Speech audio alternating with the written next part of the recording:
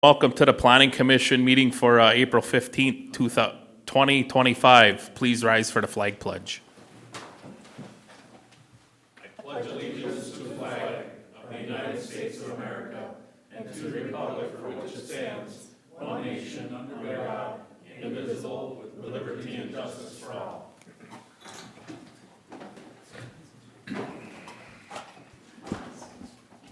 Okay. I have a few items to cover before we get started. Please sign in at the door if you have not already done so. There you'll find a detailed handout of the step-by-step procedure we will follow tonight. If you wish, please take one. Please put any electronic devices on silent mode at this time. Also, please note that all testimony is being recorded for the record. Members of the Planning Commission are appointed by the County Board of Commissioners with one member from each of the 5 commissioner districts. Land Service staff is here to assist the Planning Commission with its duties. The task of the Planning Commission is to hold the public hearing and to make a recommendation to the County Board of Commissioners for approval or denial of requests for conditional and interim use permits, rezones, plats, and ordinance amendments in accordance with the state law and county ordinance. The burden of proving a request meets the criteria for approval rests with the applicant. There is a protocol for how we will proceed tonight. For each request on the agenda, we will hear a staff report, hear testimony from the applicants, and then we will discuss and gather more information as needed. Next, I will ask if there's anyone in the audience wishing to speak to the request. I will ask each party to come to the podium up at the door, state their name and address for the record, and give their testimony. Please be as factual as possible and direct all statements and questions to me, the chair. After all testimony is complete, I will then close the public hearing portion of the process. The Planning Commission will then review and discuss the case in terms of our findings of fact criteria as required by Minnesota statute and county ordinance. We'll have a series of votes, discuss whether conditions be made. Then there will be a final motion to recommend approval or denial to the County Board of Commissioners. After the final vote on your request, you may leave if you wish. The County Board of Commissioners will then consider the request and our recommendation at their next regular meeting and will either grant or deny the request. So we have several agenda items tonight. The first is Dustin Wellner. So if you guys want to come up to the front and sit up here at the front. So it's Dustin Wellner, 12045 Edgar Drive, Little Falls. Application to rezone a parcel of land from commercial to agriculture for the purpose of a dwelling located in point of northeast quarter, section 29, township 40, range 32, Little Falls Township. And then if you guys are speaking to the mic and just state your name for the record, please. Dustin Wellner. Jody Stanley. Okay. I guess at this time, Amy, you ready with the staff report? I am, Mr. Chair. Again, this is a request to rezone a parcel from commercial to agriculture zoning for the purposes of residential development. The ordinance section that applies to this is section 508, and that requires a public hearing to change the official zoning map. Here's an aerial photograph of the property outlined in blue. And then here is the kind of surrounding area. The parcel's still outlined in blue with the zoning layer on. So everything in red has a commercial zoning district. Blue is a residential, and everything that does not have color has an agriculture zoning district assigned. Some of the application and staff report highlights on this one is, again, the request is to rezone the entire 35-acre property from commercial to agriculture. And the purpose of the rezone is to build a home. The applicant's father runs an automotive repair shop from this site, and that must discontinue with this rezone. Little Falls Township representatives were at the development review team meeting and were not in agreement on the preferred zoning district. So the outcome of that is that the applicant did attend a township board meeting, and I believe the township is here as well. And then, Mr. Chair, just as a reminder, there are no hard and fast criteria questions for a rezone, and there is no ability to condition a rezone. But here are some discussion suggestions as you go through this request. So that's what I have for you, Mr. Chair. Okay, thank you, Amy. Do you guys have anything to add to what she stated, or? We went to that meeting and I thought that that's why we're here. I thought we had to come here to confirm it. The businesses that were ran out of that are done and closed, and we're in the process of cleaning it all up to ensure that once we get out there, it'll all be cleaned up, and all we want to do is put a small house kind of on it would be on the west end of the property, kind of by one of the ponds. And we own that, and all around it is cornfields, and has been for 30, 40 years, as long as I can remember ever being out there. So I thought switching it to ag would kind of fit in the area. The other thing I wanted to mention was when we went to the Little Falls Township, we did leave there with approval. And I believe it was Chuck was supposed to send an email. I'm not sure if that happened or not, but I believe we're approved by them. Okay. So we have any discussion, or? Mr. Chair? Go ahead, Amy. I have not received anything from the township, but I know Chuck is here. Yeah, well- So my guess is that he's going to speak for himself here at the meeting rather than providing comment to me to read for the record. Yeah, okay. That's what I've kind of assumed, or I'd ask when he goes to the podium. Anybody on the board have any questions or comments on this? I got a question here, Amy. So I was looking at the DRT or the staff report, and it says wanting to rezone a portion of the parcel. Is that not the case here, I'm assuming? Mr. Chair, originally at the development review team meeting, they were talking about only rezoning a portion of it, but when the application came in, they were requesting to rezone the entire parcel. So that's a difference from what they were proposing at the dirt meeting to what they had submitted in their application. Yeah, it just kind of seems like that would make more sense. Yeah, and if I may, the township also preferred that. So that was another reason for us changing it all. Okay. Mr. Chair, Go ahead, Marv. so also on that same line, it said dual zoning, and I was thinking about something, I don't know how rural residential would fit in there, if that's another thought. Amy, do you have anything to add, or what are your thoughts on that? I mean, it's certainly an option. It wasn't discussed at the, it wasn't discussed, and the reason why is when we look at what everything else is zoned around there, there isn't any rural residential in the immediate area. So that's why we had more discussion about the agriculture zoning rather than, because there is ag zoning adjacent to this. So, I mean, it's certainly an option, but that's not what they had requested or we had discussed. Because the way I look at this here is just like, with all them ponds and everything, that, and you see here, under ag here, the purpose of that, to promote and protect areas which have high-quality ag land in the essential rural nature. Well, obviously, this is in high-quality ag land, and so it's just like, does that fit? Does it look like commercial? It doesn't like that. So them are just things that I'm trying to digest at that time, at this time.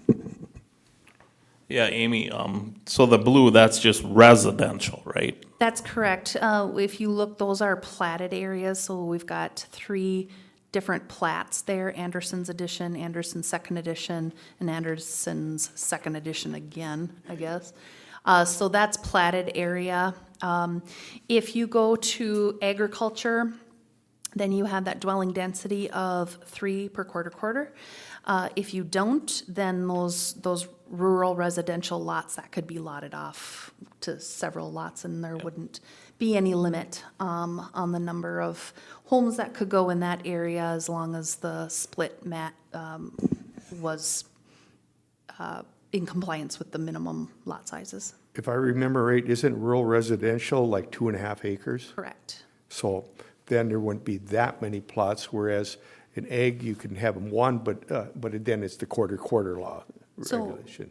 I guess what I would say, Mr. Chair, is what they've requested Yep. is to rezone to ag. This Yep. is, I don't think we can unilaterally say, we're not gonna give you ag, but we're gonna give you this. Okay. So I think that would need to be a discussion with the applicant as far as whether they wanna change their, and I do believe the township did have some thoughts on that, and I believe the ag zoning district also is being asked for because that was the township's wishes. Yep. So, I think we might want to hear from the township Yep. on that. Okay, thank you. No, I agree. I just had kind of the same concerns maybe. When you look at this, it's all commercial along there. There is some ag in there, so it wouldn't be spot zoning, because there is ag in there. But what's time gonna tell? We don't know the future is with the airport there and all this. Is that ag in the middle gonna turn to commercial or residential? We don't know. So that's just one thing, but, I'd like to hear what the township says too, but Brent, you have anything? I just thought I'd follow up with this. There was some discussion about cleaning up the vehicles and whatnot. Yep. Looking at this plot of land, there's quite a few vehicles out there. Yep. I'm wondering if we shouldn't be addressing a condition if this goes forward. Can't and condition a rezone. No? Yeah, unfortunately, a rezone cannot be conditioned. Okay. We can guarantee it's gonna be done anyway. I'm already in contact with the guy in Royalton, Rick's towing out there, and right now we're just figuring out if he's gonna come and grab them or if I'm gonna bring them to him. All those vehicles were kept out there because years ago, my dad did run a mechanic shop out of there, and they did use those vehicles for parts. He's just turned 75, he's retired, it's done, he never even hardly makes it out there anymore. So all that stuff is closed, done, we are the owners. We wanna clean all that out of there so we can build our house up there, and, we're not gonna build a house with all that stuff on there. It's in the works to be done. Okay.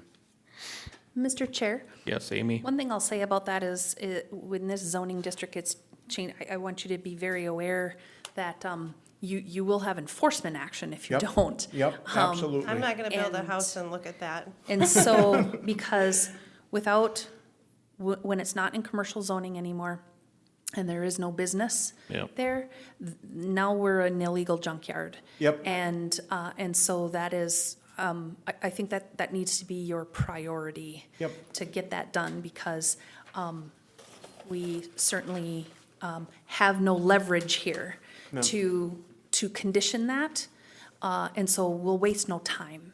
Yep, no, enforcing on that. I agree 100% with that, and I'm completely fine with that.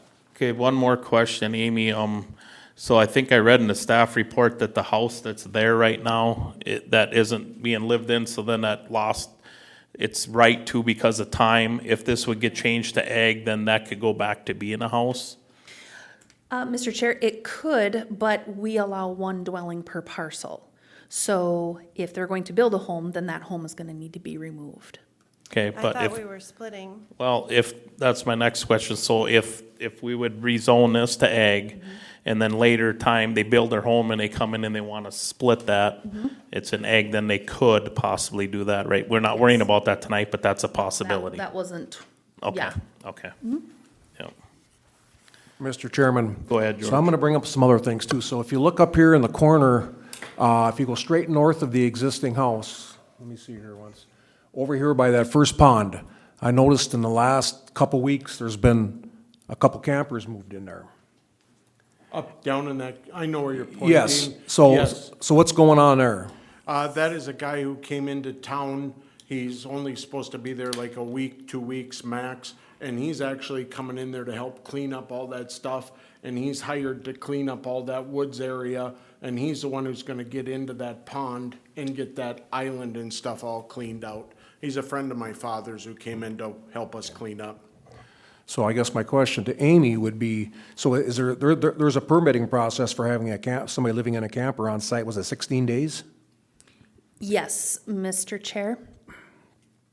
Number one, we don't allow campers in the commercial zoning district. Okay?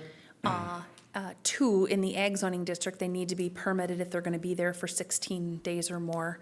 And we need a septic plan for those. Okay. Also, if you're going to be in those ponds, make sure you are working with the Soil and Water Conservation District, because Wetland Conservation Act probably, so if he's gonna be excavating or No, digging or that's already anything. done. That portion of it That is went through the done, city like, already. last year. The city? Through you guys, I'm sorry. Yeah, he went With through the and got a committee. permit for that, to have it done. That was done like last year. They cleaned them up. Okay. I'm just talking like That on would- that bigger pond, there's like 2 little islands, and he's just gonna go over there and touch up the, like, fallen trees on Okay. there. Well, our office does not administer the Wetland Conservation Act, so I'm just telling you that there is another agency that does that. Make sure you have your i's dotted and your t's crossed, or Okay. you'll have a violation. Okay. Okay, Mr. Chairman, then I got another question. Go ahead, George. So straight north of the existing house on the property, there's another camper there with a porch on the north side. So if I can ask you, so what's that about?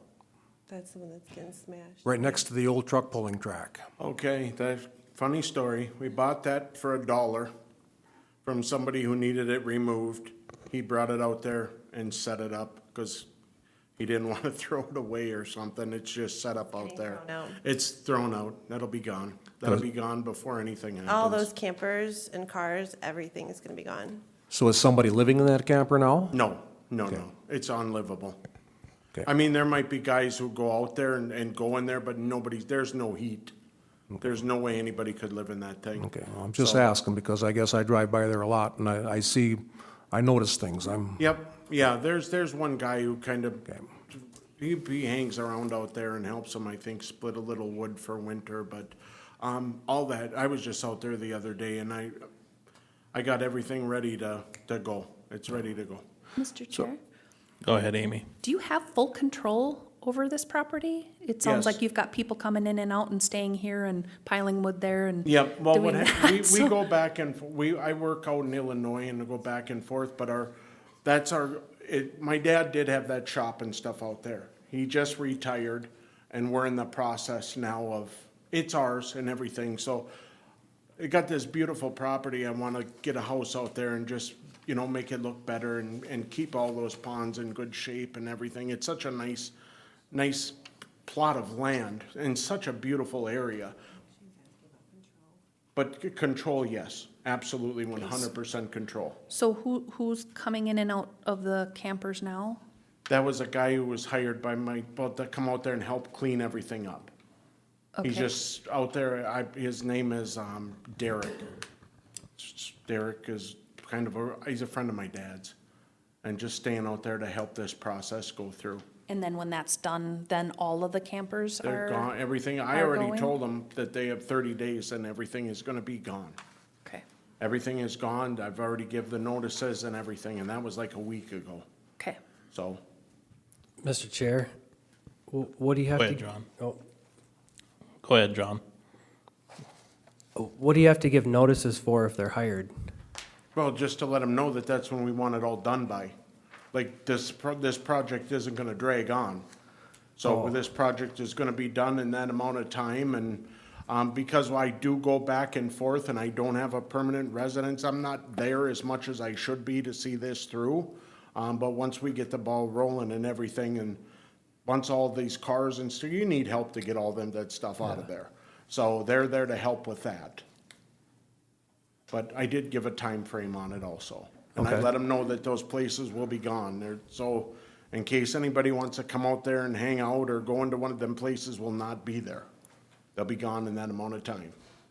I'm not gonna have that shit around there. Pardon my French. No, you're all right. All right, thank you. Thank you. So Mr. Chairman, Go ahead, I just George. want to cut to the chase here. So here's what I see in the yard. I see a taxi in the yard. I see one of those Jerden roll-off for loading cars in the yard. I see Dynasty trucks in the yard. And I see 2,000-gallon fuel barrels and a 500-gallon fuel barrel. Yep. And when I see that, I see businesses being operated. He used that for his old businesses. He did. Okay. And them Dynasty trucks that park there, those guys work out of town, and they just asked if they could park their vehicles there.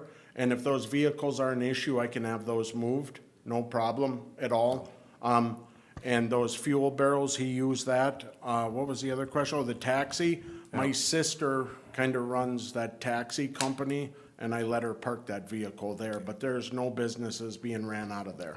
Well, I guess from my standpoint, it looks as though that there's quite a few things, there's a lot of stuff going on there, put Yep. it that way. There Yep, was, There was. yeah.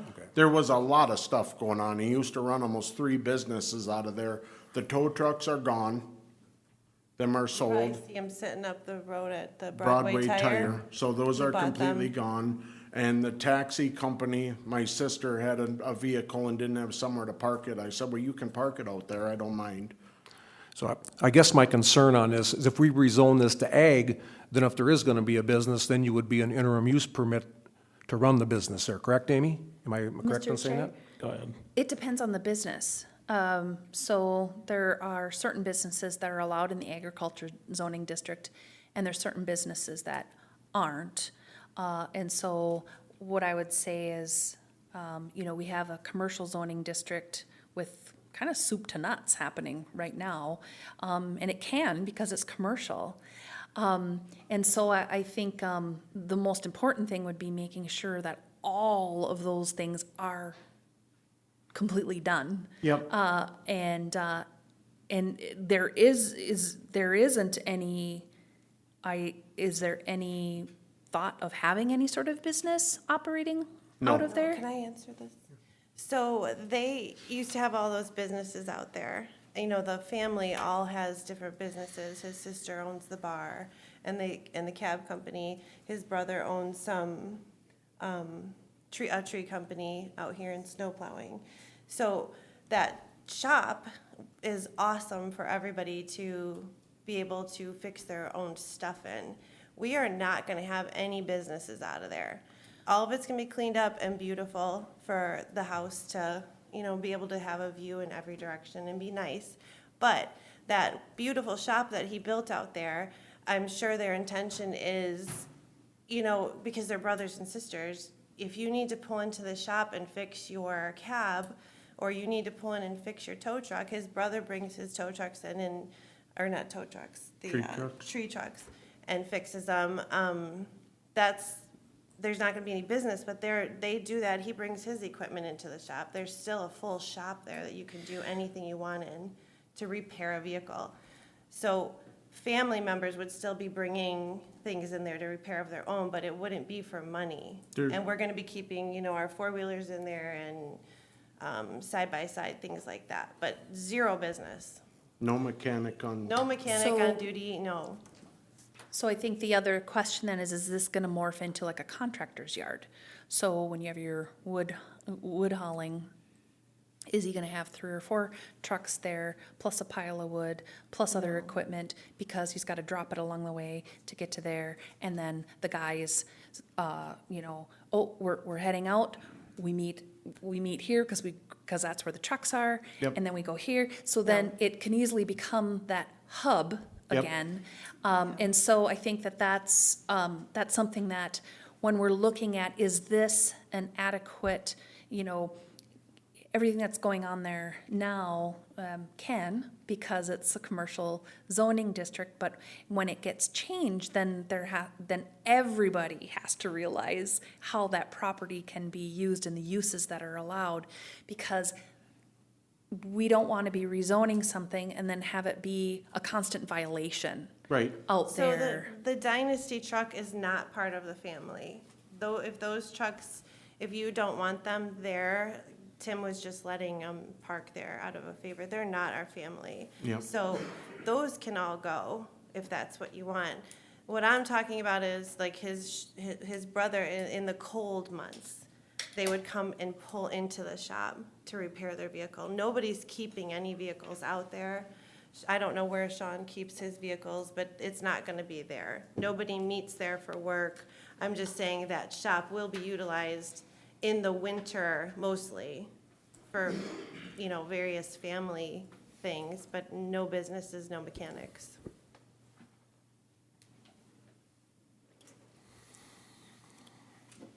You guys wanna hear the public? Yep. Okay, so we're gonna we'll open this portion of the meeting to the public, so if there's any public comment, please go to the podium, state your name for the record, and say your piece.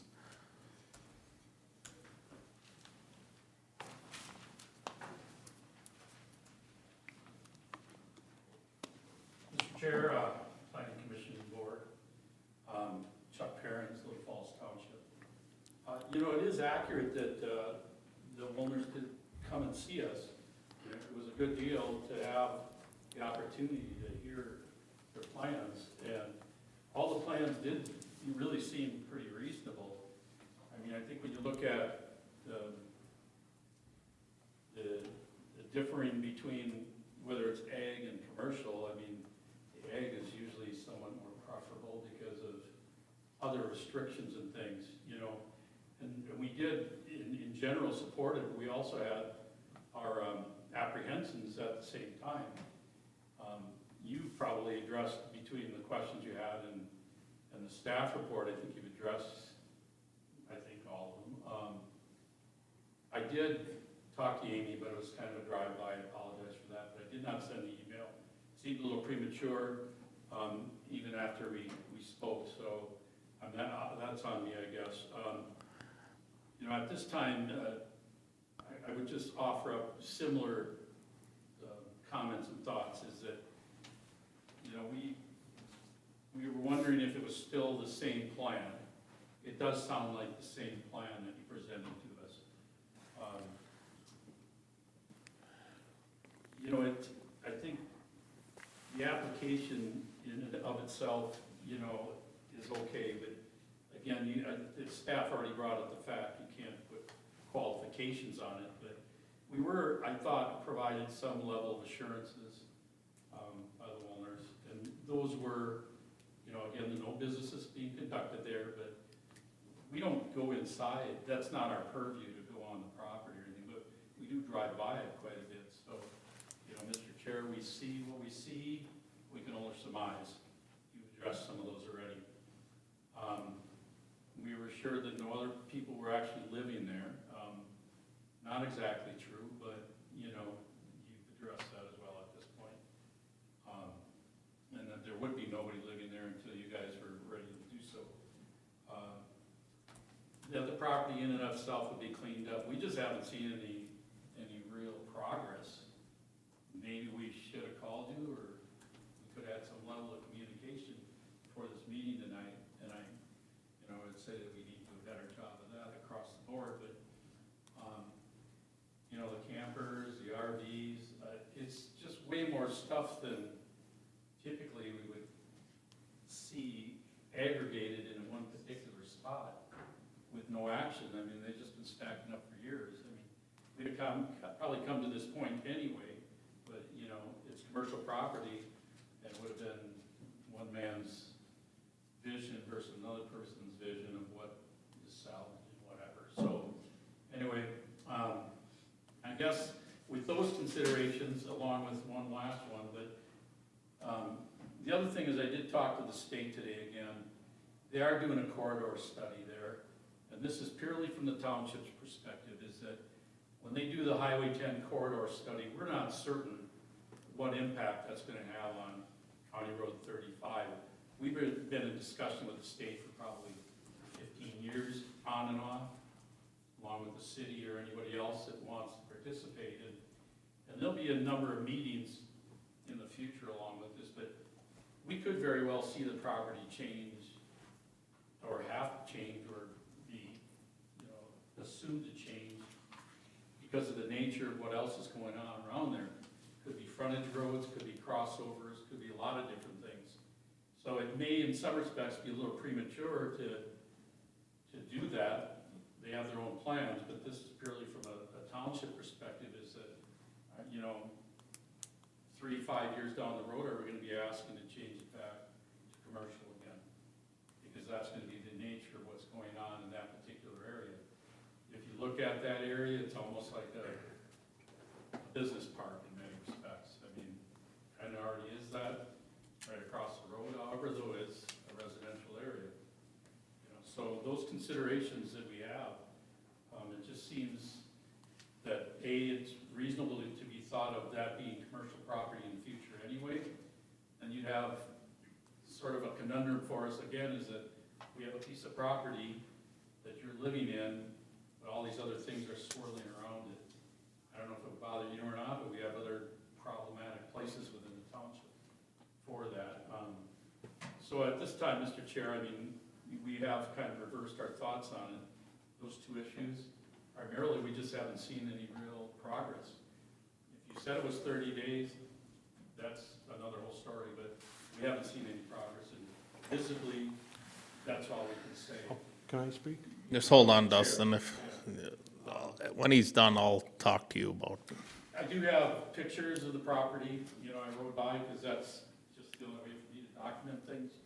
I'd like to enter him in, though, if that's what you do with the planning commission. Yeah. And, you know, they have their own GIS photos to go by and all those other things, and we generally thought it was a great plan, you know, given those apprehensions, but they're still there, so. Mr. Chuck, Chair? can I ask you one Yes, sir. question? Yeah. So originally, I heard that your kind of thoughts were that going to ag would make more sense than the residential or whatever. Could you talk about that a little bit? Yeah, I think that Amy addressed it in many respects, and some of the questions from the board did it as well. I mean, it is a little bit more restrictive in some of the things that, you know, the businesses have to be applicable to that piece of property. Commercial is really kind of a free-for-all. And we have that trouble. We've made choices one way or the other. We still, it doesn't work out in everybody's favor, you know. So we're just trying to, you know, have enough vision to make sure it's not problematic across time again. And, you know, we always say it's usually not the first owners of the property anyway. It's always the second one that we have the issue with, because they buy a place and then all of a sudden there's sights and sounds of, you know, whatever there. And, Yeah. you know, they call us to try, even though it's not generally in our purview, they call us to try and help mitigate it. Yep. That's kind of where we're at. But I would say I think it's premature now, and at this time, we're not in favor at this time. So is there any more public comment? Any more public comment? I'll ask a third and final time, any more public comment? Hearing no more, we'll close this portion of the meeting to the public. Okay, so one thing I just wanted to kind of, so we think a little bit here. We're trying to decide if we want to switch this to ag or leave it commercial, okay? And we're trying to do like 3 things at once here, I think. So one thing to think about is, really matters, but it don't matter.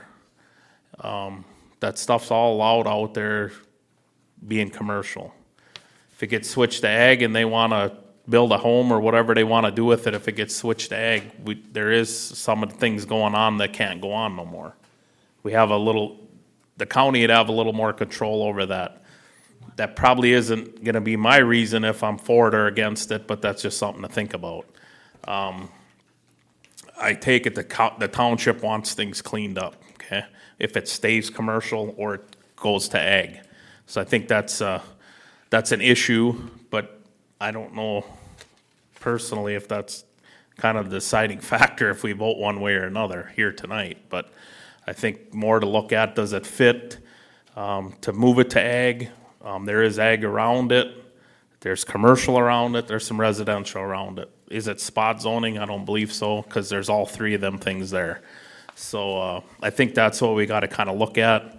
Yes, we can have in the back of our mind if it does get switched to ag, that there would be some more enforcement action that we'd have control over as a county. And would it be in commercial?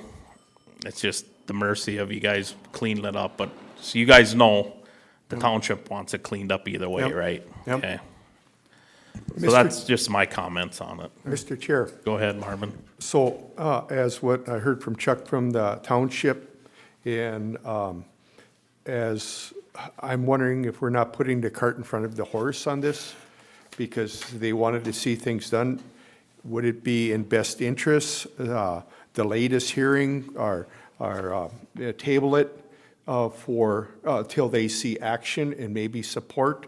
I'm just throwing that out there now, wondering what the rest of the board thinks on that. Well, we didn't, the reason there hasn't been any action is because it was winter. I know there's 101 vehicles on that property. There's them old motor homes, they all gotta be stripped out before the, Ricks and Royalton will take them. That's why I've got the help out there to do it. It's ready to go. I mean, I'm sure you hear that all the time, but it's ready to go. There's 101 I've negotiated with him. It's just a matter right now if he's gonna haul them in or if I'm gonna haul them in. And that's the difference in price we're talking. So I gotta call him again tomorrow. I will be moving on that. I will get it all cleaned up. I just gotta strip out those motor homes. They don't want them, so I just gotta strip the stuff out of it, take it to the dump right down the road and get rid of them. I didn't move on stuff and I haven't done things yet, basically because I was waiting for this meeting. Okay. We met with them in October, so We met with them everything in- was frozen Yeah. and hard to do. And now here we are in spring and ready. Okay. So Amy, so, it's commercial and there was some businesses going on. I mean, the way it is, let's say, today it's commercial, okay? Is there anything violation-wise, what there's going on out there right now, or is there any authority that you could say clean it up, or are they doing anything wrong, or can you give us a little insight on that? Good question, Mr. Chair. I think it's walking a fine line because there isn't any automotive repair happening out there for business, that it's walking a line of being a junkyard. In the commercial zoning district, though, a junkyard can be permitted, so if they went through and met all of the performance standards and applied for a permit, they could have a junkyard. In the ag zoning district, junkyards are not allowed, so we can't even entertain requests for that. So I would say if it continues, yes, we would have a violation of an unpermitted junkyard. If it's a commercial zoning district, there is an opportunity to permit it as one. But if it goes to ag, that would not be something that could be asked for because that's not a use that's allowed. Yep. Okay. So that's kind of my point I made when I was speaking earlier was, I don't know, I don't feel right holding hostage for trying to switch it to ag, to different zoning, if there's really, I don't know. We don't really look at that stuff normally. I don't know. Mr. Chair, Go ahead, Brent. I think we just got to focus back on what is before us tonight, and that's, the request to move it from commercial to agricultural. Yep. And should we do that, or if that's the decision of the planning commission, it's going to go to the county board April 22nd, Yep. is that right? Yes. And then the county board would make that determination. Once that designation takes place, they're going to be in violation if everything isn't done. By So, what date is that? April 22nd. Okay. so I think we just go back to, is it spot zoning? If it's not spot zoning, then we make our decision and move forward and let the county board make their decision, and then the time to clean it up, we'll start fast tracking. Tomorrow. Yeah. Okay. You guys have anything else? Mr. Chair, Go ahead, John. just when I heard the township talking there, and not that I disagree too much with that stuff, but if we waited on the state for decisions and planning in anything that we did, everything would be premature and nothing would happen. And I guess I was on Brent's line of thinking there too, just back to rezone a parcel from commercial to ag for the purpose of a dwelling. You've heard everybody's concerns. I don't think it's a mystery of what you probably got to get done and quickly. And then I would Yeah. also make sure you're working with the Soil and Water Conservation Yep. District, like Amy said. So Yes. I'm back to this is getting repurposed to build a house. Yeah. Mr. Chair? Go ahead, Marv. So one other concern, obviously we couldn't condition it. If this were be a situation, we condition it, we give it to you possibly if this would be all done. Yeah. So otherwise, we're putting ourselves kind of hanging ourselves out there. But it's the commissioners that are gonna make the final, but we're hearing it on this end here. But that's where I'm a little concerned about. It seems like if we don't do it, you can fine me, you can, do all that stuff. We're not looking for that. We're looking to build a house, smaller house on that property and clean it all up. We got kids and grandkids, and we just want to make it better for them. So the other portion of this was the dual zone, and if that would be split, one portion of it commercial, the other person, it wouldn't probably be in such a big rush, what I'm thinking on this here. That's what I'm seeing. I don't know what the rest feel about that. I almost feel like just doing all ag would be better and maybe just easier. I could be wrong, granted, I don't know none of this stuff, so, it seems like that might be the easiest route, because it's surrounded by a cornfield, and it has been for 30 years. And across that road, that's all cornfields and all wetland too, so that's all what I would assume is agricultural. And Mr. Chair, Yes, Amy? that is the request from Yep. from the applicant. Yep, so, you guys ready to vote, or you got anything else? Okay, we'll just vote. So all four in favor, you say yes, to recommend approval, and if you're, against recommending approval, if you're for denying, you say no. So I'll go Marvin. Well, what was presented here, I'm gonna vote in favor. Okay, Brent, Yes. George, No. John, Yes. myself, Clint is yes. Okay, so we have 4 yeses and 1 no, so that's the majority, so I guess at this time I would take a motion to recommend approval. So moved. I'll second that. Okay, so there's a motion made by John, seconded by Brent to recommend approval to the County Board of Commissioners. All in favor, say aye. Aye. Aye. Aye. Nay. Aye. Okay, motion passed. We'll recommend to the commissioners to approve, we'll recommend the approval. They'll talk about that and make their decision on April 22nd. Okay, if you got any questions between that time, between now and then, contact Land Services and they can maybe help you with anything you'd have. Do we need to go to that meeting, or how do we get notified? You're getting notified now.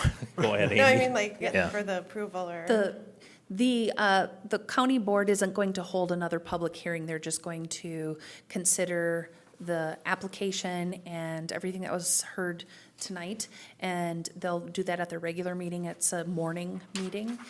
You don't need to be there. And you can call the office, mid-morning to check in, to see if it was approved. Otherwise, we do mail you notice as well. All right, thank you. Okay, and Okay, is there anything that we should do prior to that, their meeting, or? You can start hauling stuff out anytime. Good deal. okay, thank you. Okay, thank you so much for your time. Very much. Yep. Mr. Chair, I don't think our applicants for our next item are here. So if it's okay with you, can we go to the third item, which would be the ordinance Sure. amendments? All right, and then we will,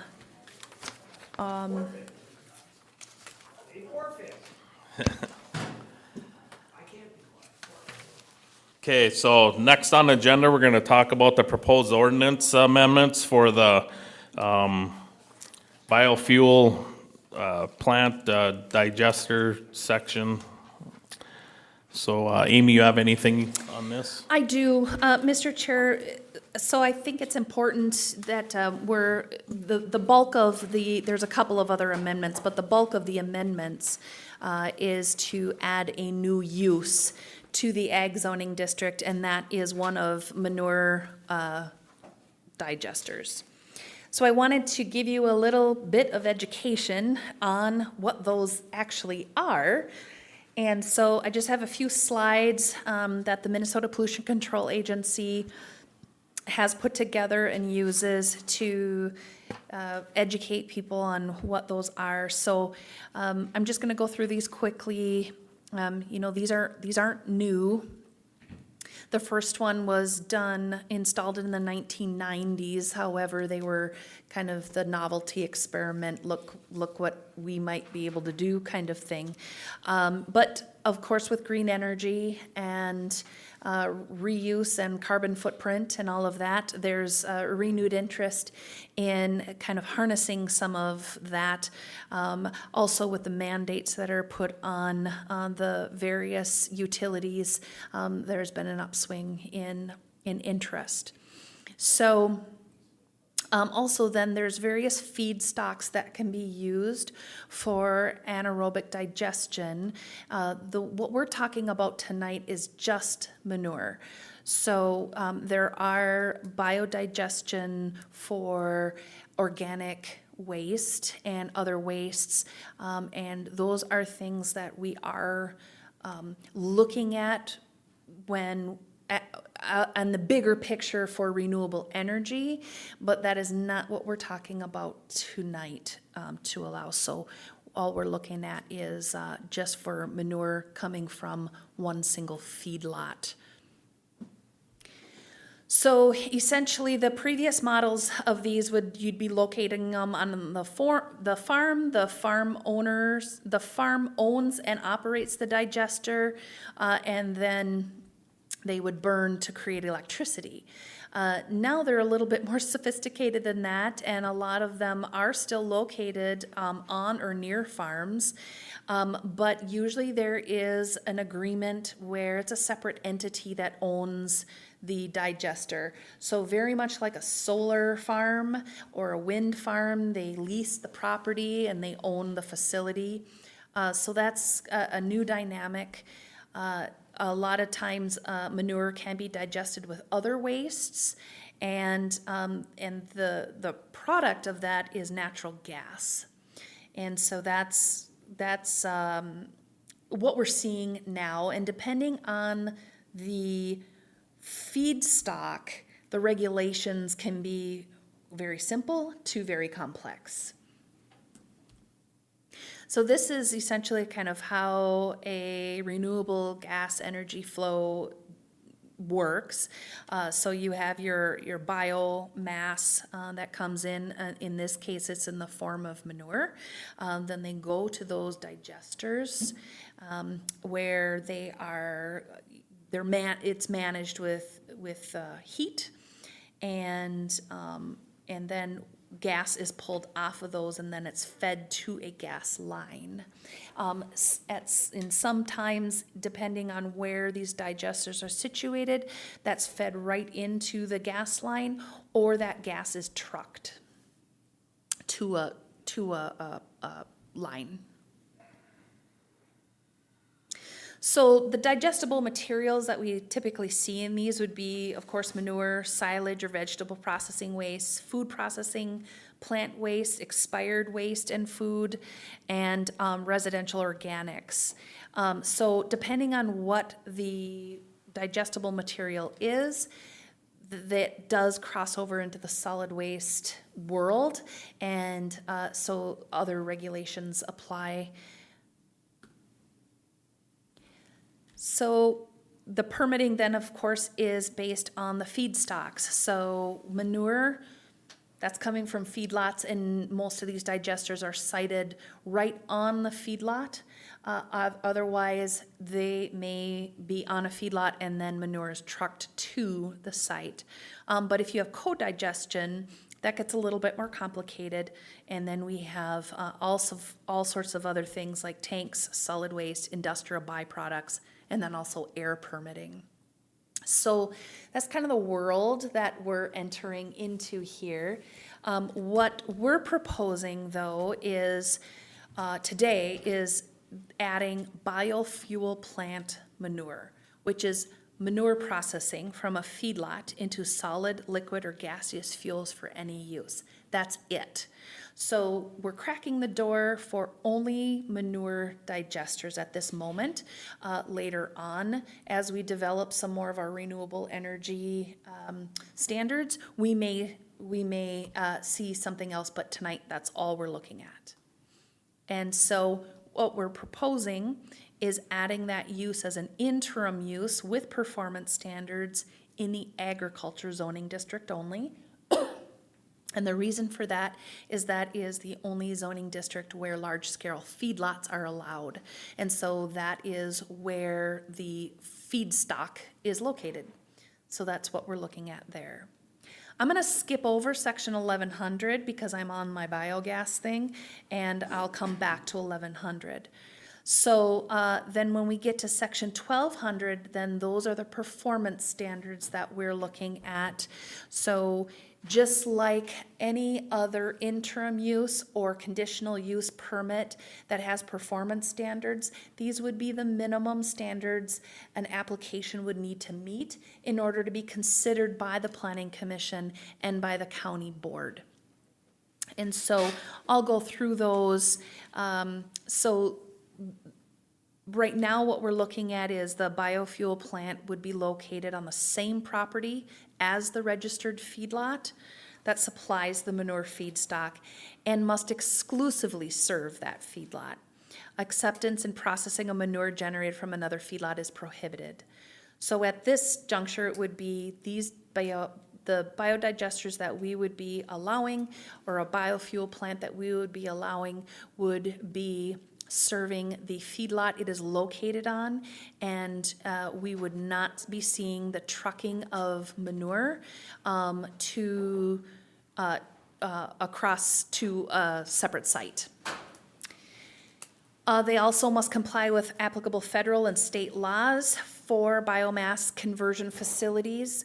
We know that these regulations are evolving all the time. And so right now, biofuel plants may have one set of regulations for federal and state, and that's always changing. So we would be putting that on the applicant to know what other laws apply to that and to be abiding by those. Also, what we're looking at is the biofuel plant must be capable of connecting to an existing pipeline. So right now, other transportation of fuel is prohibited. So we would be looking at allowing biofuel plants that are situated on the pipeline and that would feed directly to the pipeline. Again, as we develop our other renewable energy standards, we will probably see some additions to this, but right now these are very straightforward facilities that we're looking at.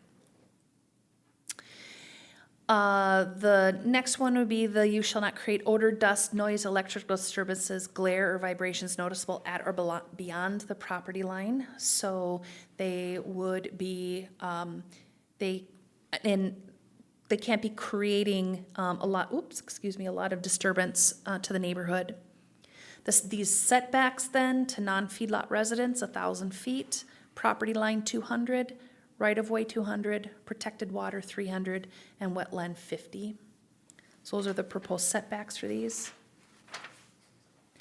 And then if we were to see an application for a biofuel plant, these are the submittals that you would be seeing and getting along with their interim use permit application. That would be their standard operating procedure, their emergency and fire response plan, the copy of the notice and provision of application and information to the responding fire department, a manure storage plan, security and lighting plan, pipeline interconnection agreement, and then an updated manure management plan that includes and incorporates digestate manure nutrient values. There is a difference in the nutrient value in digestate, and so we want to make sure that producer is incorporating that into their manure management plan and reflecting that in their application rates. So then I'm gonna bop back. So that's everything for biofuel plants. The other item that we're looking to change, and I'm gonna go back up to section 1100, is our wetland, within our wetland regulations. We are looking to have all structures and septic systems be 25 feet from type 1 through 8 wetlands. And in the case of a protected wetland, that would remain at 75 feet. Before, depending on the type of wetland, it would either be 50 or 25. That's proven to be a little bit hard to administer with the availability of the Soil and Water Conservation District to help us type those wetlands. Also, this has been done in consultation with the Soil and Water Conservation District, and they're comfortable with a 25-foot setback from all wetlands. So, Mr. Chair, that is the summary of the ordinance updates that we are looking to make for the first quarter of 2025. Okay, thank you, Amy. Anybody have any questions or anything for Amy, probably? Mr. Chair, so when you're going through section 1200 and you got the 50 feet in the wetland, and then so all structures and everything 75 feet, makes it kind of confusing, so that 50 feet will no longer be there? Is that what it is, or what? No, that was discussed with the county board regarding what should be, because it's handling manure and holding manure and processing. There actually was quite a bit of conversation with the county board regarding what inadequate, and actually that was on the lower end of what they were comfortable with. If you look at our feedlot setbacks are more, and so this is in line with what our feedlot standard and performance standards are. So the wetland regulations, that's just for structures. We have other areas in the ordinance where, for like feedlot related things, where that setback is larger. Okay, thank you. Okay, I got some questions, Amy. I'm sure you figured I would. So my question is, so this is just for now, you're basically saying? That's correct. So this is what we're looking at now to enable some of those very straightforward projects. I have, the county board has tasked me with looking at all of our renewable energy standards. So that would be solar, wind, biofuel, battery storage, all of it. And that is work that's happening on a statewide level. And so we will see a revamp of all of our renewable energy standards, and also probably some enhancement to the biofuel plant standards once that work is done. Okay. Because some of my questions here, to me, it just seems like we're trying to do this ordinance, but I'm a little confused on some of this. So one of them is the connecting to the existing pipeline rather than allowing trucks to haul it. I'm kind of lost at that, why that would be, because a lot of this new ones that are going in now, they're almost all trucked out. Mm-hmm. So that's why I'm confused on that. Yep, so like I said, we were wanting to bite off the most straightforward ones now. There is nuances with trucking fuel, and also when you look at some of the pipelines in that interconnection agreement, they are not without issues for trucking and receiving and accepting that gas. So essentially, we need to know more before we feel we can adequately have standards for that. Yeah, that's fine. I just wanted to know why. Mm-hmm. Then another one was only manure generated on that farm. Yes. Or that feedlot. Why wouldn't we allow them, if they have a feedlot across the road, to bring manure over for that?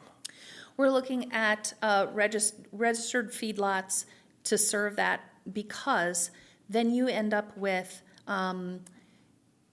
if you're staging manure, then we have extra manure storage areas that wouldn't be there. We have more trucking of material. We have more storage of on-site, and then so we have a lot more capability of runoff, of spilling, and long-term storage maybe on unsuitable soils. So until we design what that needs to look like, Okay. then we're not entertaining anything other than what's coming off of a large-scale Okay. feedlot at the 'Cause moment. That's why my question is, because I think this biodigesters and biofuel plants are the way of the future. I think there's a lot more upside than downside. So if we could take care of as much manure as we can, that's why I'm asking. Yes, and in this setup, typically what's gonna happen is that manure's gonna flow straight to the digester from the Yep. pit. Yep. If you're hauling, then that's a whole different scenario, and you need to have that storage capacity. And so, like I said, as these regulations develop, Okay. then that may. And we could possibly change them. Exactly, Okay, that's what. yes. And then the only other one I had was if we have a 660-foot setback from non-feedlot residents and we have 1,000 for this digester, why is that? That is planning for, if we have some sited where there will be storage. Okay. Then that does account for that. Okay. So then we wouldn't have to change that if we allow for storage later or whatever? Correct. Okay, Correct. okay. I think that's all I had then. It was just a little confusing to me, but I didn't really realize that we could maybe change these or as we move That's- forward. That's the intention, and because the other biofuel plants will incorporate other feedstocks, though that needs to, then that crosses over into our industrial solid waste management plan and our solid Okay. waste regulations. And so that all needs to be thought of as well, because we certainly could have a large-scale feedlot that may take food waste. Yep. Well, then we need to be incorporating all of the standards for that. Okay. So we just didn't have enough time to do the whole thing, so that's Well- why we're doing some of this and then, Well, what I'll say is these are all pretty new on the scene, especially the mixed waste. And there's a lot of moving parts to that, and we're not at a place where we know enough about them to be thoughtful about the regulations that we want to have. So, but we did want to crack the door for these very straightforward ones. Yep. So, okay, that's all I had. Anybody else have anything? John? Just the one thing on the transport. So when you mentioned you said they're not without incident. Does that mean they're at a higher rate of incident than the way we transport fuel now? no, I wasn't referring to safety on the road. I was referring to feedback that we've gotten on the state level from pipelines when that is trucked to a hub, and the mechanics of that transfer is problematic. Yes. Okay. Okay. Anybody else? Mr. Chair, Go ahead, Brent. just maybe a question for Amy here, but if we don't have this ordinance update and somebody were to come in with a plan tomorrow, it could pretty much be a plan for anywhere in the county. With this in place, it will only be along the pipeline corridor. That's correct. Essentially. Yes, that's correct. For now, yes. Thank you. This we just vote on, right? Yes, so unless you have any other questions, essentially what you'd be doing is voting to recommend approval or denial or any changes. So it'd just be your recommendation to the board for their consideration. Mr. Chair, Go ahead, Brent. I'd make a recommendation that we forward this to the county board for their consideration, as is. Okay. Mr. Chair, I'll second that. Okay, there's been a motion made and second to recommend approval of this ordinance. All in favor, say aye. John? Aye. Aye. Aye. Aye. Aye. Okay, motion's approved. We'll recommend to the County Board of Commissioners that they approve this. All right, thank you, Mr. Chair. Now I believe Mr. Streifels is here. All right, so I think we can bop back up to that agenda item. Okay, so our third item on the Planning Commission is Zachary and, is it Luz Streifels? Luz, okay. If you want to come up here in the front, that'd be great. There's no property address application for conditional use permit to allow more than 3 dwellings in a quarter located in the Lot 6, Block 1 of Outback Estates, Section 14, Township 39, Range 32, Belleville Township. If you'd please state your name for the record. Yep, Zach Schreifels. Okay, thank you. Amy, you ready with a staff report? I am, Mr. Chair. So again, this request is to exceed the allowable dwelling density within the agriculture zoning district, and the ordinance sections that apply to this request is section 604.9, and that limits the number of dwellings in the ag zoning district to 3 per quarter or 40 acres. And then section 604.14 allows for additional dwelling density to be established with a conditional use permit. Here's an aerial photograph of the property. Lot 6 is on the right, outlined in blue. And then here is the Outback Estates subdivision. And then, of course, Lot 6 is the lot we are talking about tonight.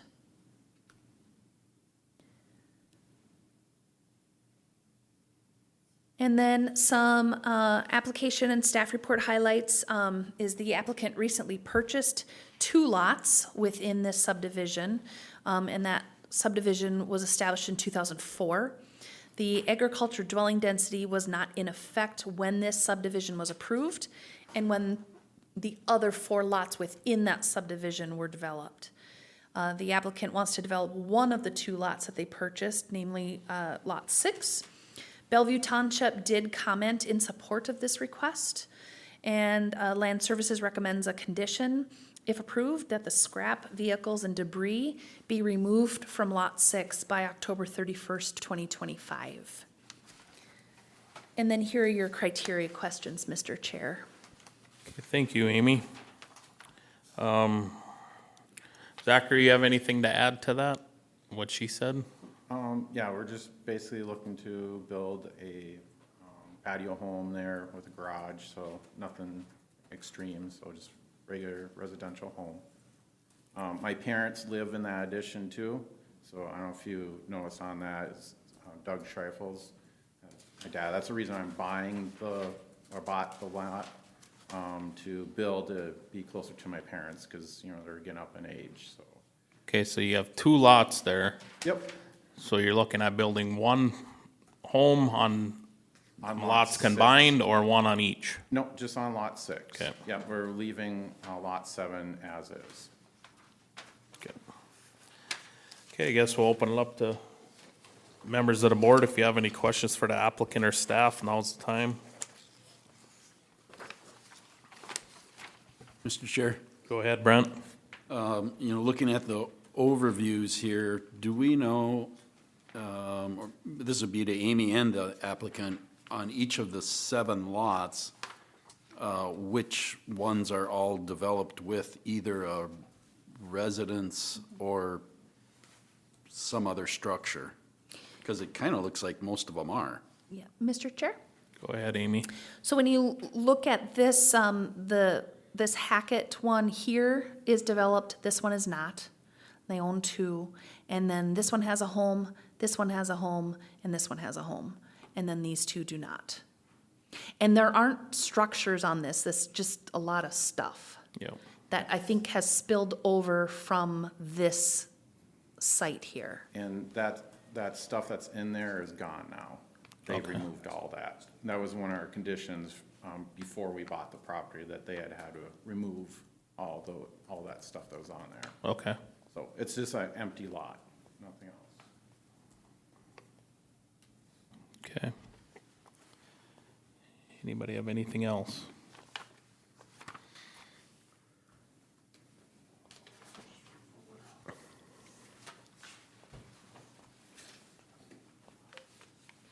Mr. Chair, so part of this here, you know, when you developed this here and when we had changed the regulations to 1 acre parcels, and this is what we recommended, that you come forward on property that's not, you know, gonna hurt the ag there, you're not going to be losing anything to the fields. You're not going to be, losing anything of high-quality egg.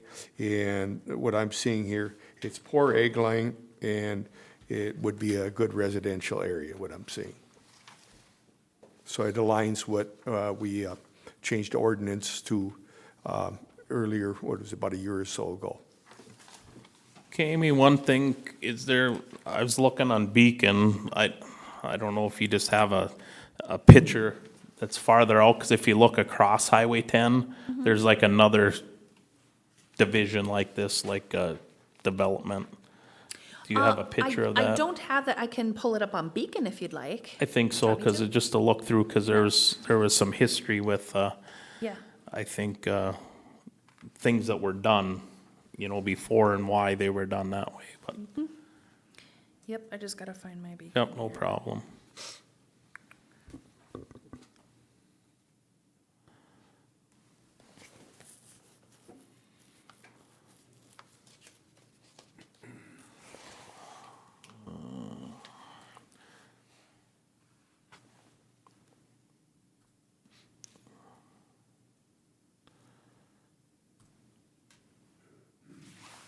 Okay.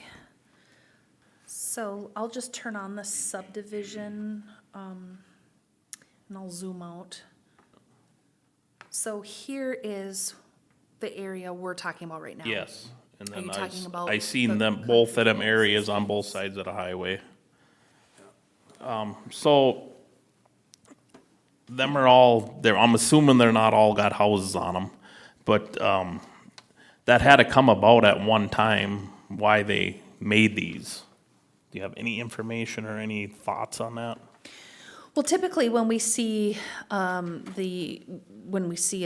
subdivision, it's for residential use. And so that is typically why people plat. And so without pulling those files, that would be my assumption, is that those were platted for residential development.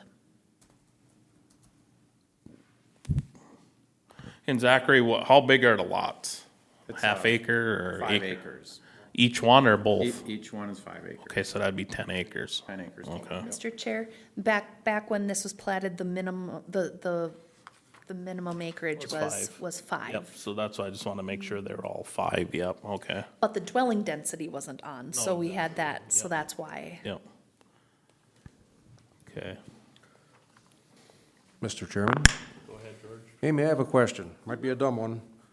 It says in the staff report, zoning is, at the DRT, the zoning is AG and MI. What is MI? Manufacturing and industry. So it does have a dual zone on here. Excuse me, the southern half of both of those. And usually that was put on typically when there was a use that was happening that was manufacturing and industry. And knowing the previous property owner, I'm guessing, and then if you can see that he had like shops and debris, there must have been a use that was happening on that southern half that gave it that zoning district. He's not looking to rezone. He would be developing the area that's ag, which is on the northern end, so there's no need to rezone that southern portion. Mr. Chair, Go ahead, Brent. probably a question for Amy, but so this plat was developed some time ago, prior to the 3 per quarter. Yes. And they're 5 acre lots approximately each throughout. If they had all been developed and they all had houses on them prior to the 3 quarter, we wouldn't have this discussion right now. That is correct. So it seems to me that it was developed for residential purposes. 5 acre lots are good sized lots to develop a home on. And it's just because we have, since the development of this, passed the no more than 3 per quarter. That's correct. All right, thank you much. George, did you have something else? I think you had a thought or no? No, Okay. I'm good. That was my question, basically. So one question I got though is, we want to allow more than 3 per quarter. Why isn't it a variance? Why is it a conditional use? It used to be. Okay. But when the last ordinance update, when we took a look at the ag zoning district and all of that, the county board felt it was more appropriate to consider as a conditional use permit rather than a variance. Okay. Okay, I guess, right, we'll just move to the public portion of this. So if there's anybody in the public that wish to speak to this application, please go to the microphone. State your name and address for the record. Jim Gates, 7174 Woodsecket Avenue. I'm the neighbor to the south of this property. And I quite didn't understand what was going on here. I thought we were gonna try to develop this land and putting like 3 or 4 or 5 more houses on back there, which I'm typically against. He just wants to build one residential house on 5 acres. I don't have a problem with that. But what's to say the future? You don't sell them if they are 1 acre lots. Sell them all. I moved out there 35 years ago in 1990. I moved out to the country to be in the country. I have a feeling if you want to live in a city, live in a city. But then you're going to come to my backyard and build all these houses. I was against the first development. I don't know about that. When you were talking about across the highway, same fella did that. He just died on the 14th of March. His name was Morrison. He developed that trailer. I think you're talking about the trailer house anyways. He said I developed that. 1 house per every 5 acres I'm okay with. You start getting more in there. There's already, what do we got back there? Are you considering keeping Maurice's house there? We don't own. Are we here, just questions to me and then I'll ask them. Oh, okay, sorry. Yeah. See, I don't know what, it's kind of misleading what the property, what we want to do there. It says they want to have more than 3 dwellings. Is that in a 40-acre section? Is that what we're talking? We're not talking 3 more houses on 5 acres, are we? Mr. Chair? Go ahead, Amy. Is it okay if I answer that? Yes, go ahead. Okay, so if you look at this drawing here, that is the development, and that is a 40-acre piece. So right now, there's 4 dwellings in there, and the limit is 3. So they're asking to put a 5th home in this in this whole area. So this is a quarter. What you're looking at right here is a quarter. And in the ag zoning district, we allow 3 dwellings per quarter. There's already 4 in here. There's 1 here, here, and here. And so they're asking to put 1 here.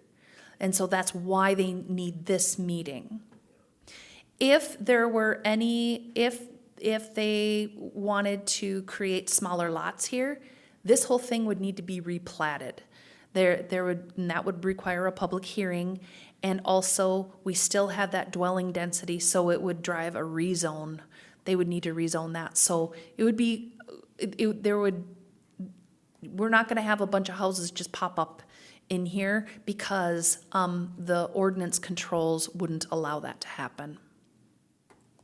Okay, I guess my other question is, it's zoned agricultural. How come my house is not zoned agricultural? I pay recreational land, which was switched over. I used to be an ag land. Of course, I'm not a farmer.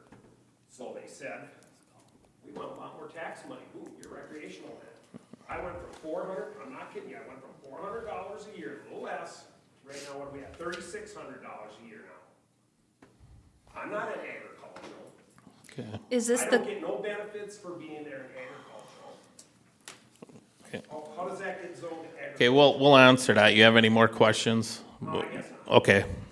Okay, then if you're done, you can sit down and we'll address that.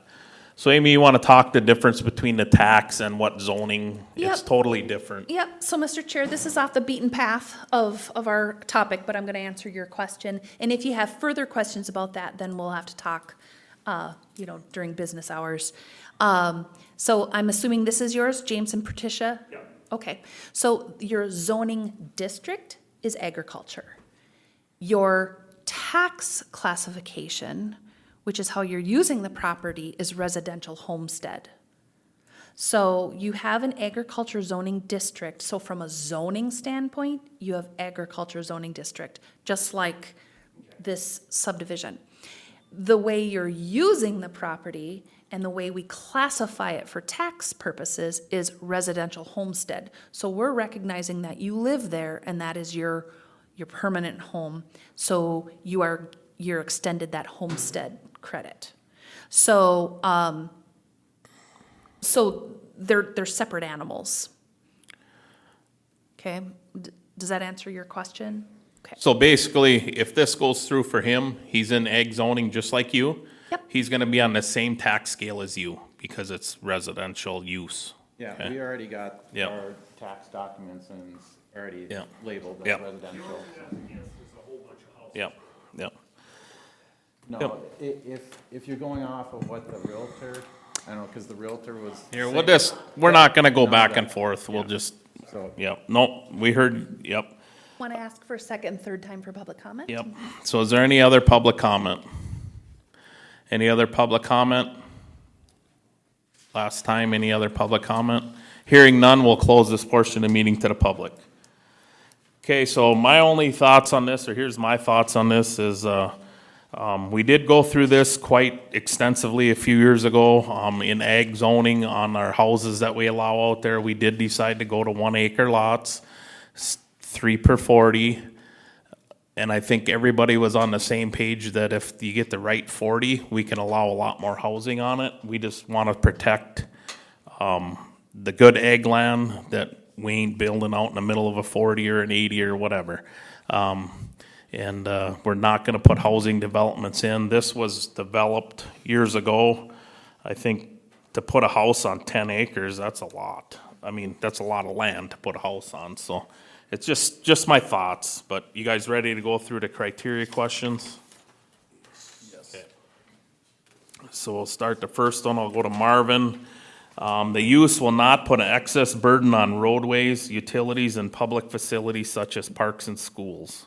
No, it won't, because you're just gonna have one additional home there, and what is that gonna amount to? Maybe 2 vehicles, so, and you don't have any, the road's already there, the utilities are there, you have no public facilities that would be in conflict. So it all aligns with it, and also to piggyback what was said earlier, this is poor ag property, so this would be a perfect dwelling spot. Okay. Anybody have anything to add to question 1? Hearing none, we'll move to question 2, and that'll go to John. The request will not be detrimental to the use and enjoyment of other property in immediate vicinity for the purposes already permitted, nor impede the normal and orderly development and improvement of surrounding vacant property for uses predominant in area. John? Nope, putting a house in there with the rest of the houses on the 10 acres, as everybody mentioned. But what I would do is reference the items for discussion here, and you look who was at the development review team meeting between Amy, Mark, Shannon, Sharon, and Pat, who was in support of this and in favor of this. I mean, if you just go through the items of discussion, there's no issues and nothing came up. So we're good with number 2. Anybody have anything else to add? Now we'll move to question 3. The use and opinion of the planning commission is reasonably related to the existing land use and the environment. Groundwater, surface water, and air quality in the surrounding area will not be adversely affected. I'll take that one. We did change an ordinance that you could go 1 acre. This year would be 10 acres with a house. And if you look there, yeah, that ain't gonna affect no groundwater or the surface water, the air quality. I mean, that's a lot of land for houses, which we would allow 1 acre nowadays. Yes, they're asking to go over the quota for the quarter, but these are some it'd be basically a pretty oversized lot, which is great. So yeah, I think it's reasonably related to what we were after when we were looking at the ordinance and allowing some of these houses to be out in ag. Mr. Chair? Go ahead, Marvin. Something I'd like to add, as we've been hearing a lot of requests to have a type 3 septic system. It's great to see this one will support a type 1 in numerous spots. Good observation. Thanks, Marv.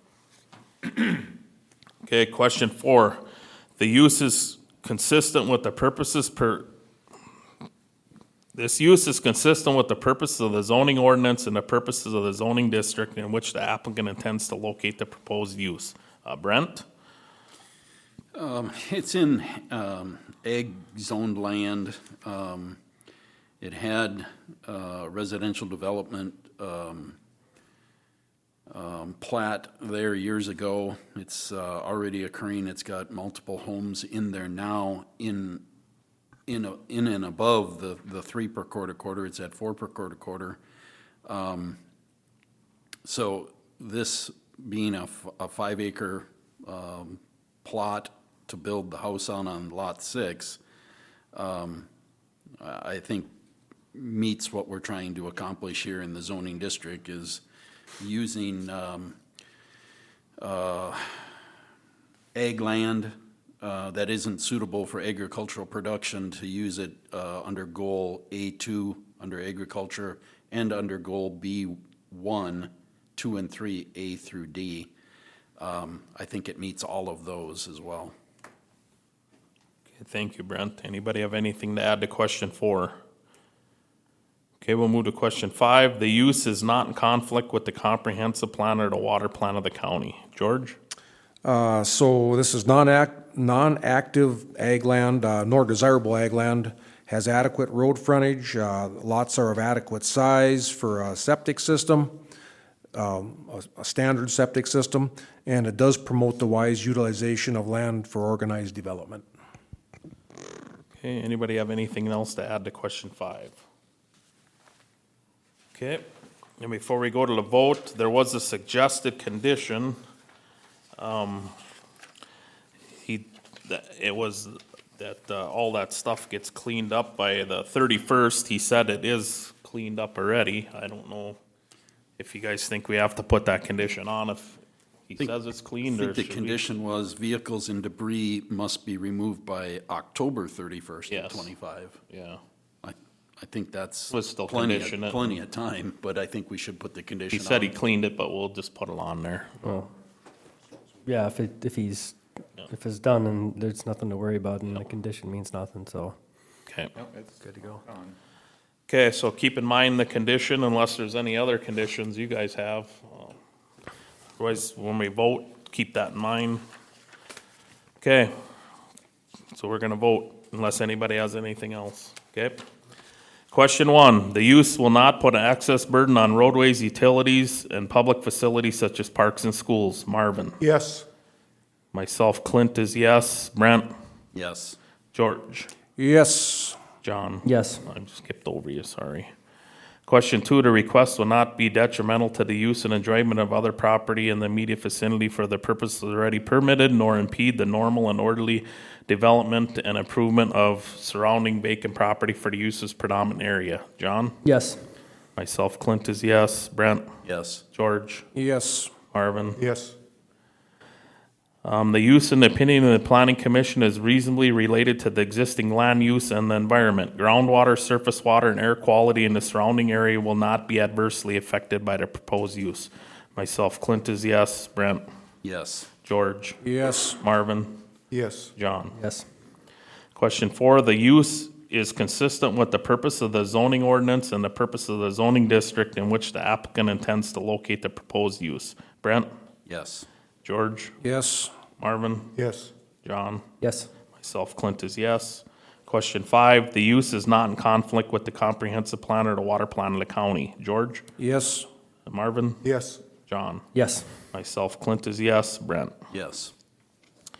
Okay, all the questions were answered in affirmative. I guess at this time we'd take a motion to recommend approval with the condition. Mr. Chairman, I'll make that motion. Hey, George? I'll second that. Okay, Brent? Okay, there's been a motion made and seconded to recommend approval with the one condition to the County Board of Commissioners. All in favor say aye. Brent? Aye. George? Aye. Marvin? Aye. John? Aye. Myself, Clint is aye. Okay, we'll recommend approval to the County Board of Commissioners, and they'll review this and make their decision on April 22nd. if you have any questions in between now and then, contact Land Services and they'll get to you, okay? Okay, sounds good. All right, Thank you, good luck. guys. Yep. Thanks.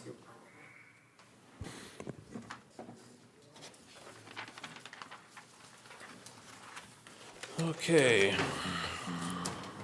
we have any new business? Or Mr. old business, I guess. I don't have any new or old, Mr. Chair. Okay. I guess we have minutes way back from January 21st. You guys get a chance to look over them and, Mr. Chair, I read them and I did see that everything, what I read, I believe everything was in line what happened at that meeting. So I make a motion to approve them. okay, is there a second? I'll second that. Okay, motion made and seconded to approve the January 21st minutes. All in favor, say aye. Aye. Aye. Aye. Aye. Okay, minutes approved. I guess if there's nothing else, I'll take a motion to adjourn. I'll make a motion, Mr. Chairman. Okay. Seconded. Motion made and seconded to adjourn. All in favor, say aye. Aye. Aye. Aye. Okay, meeting adjourned at 7:34.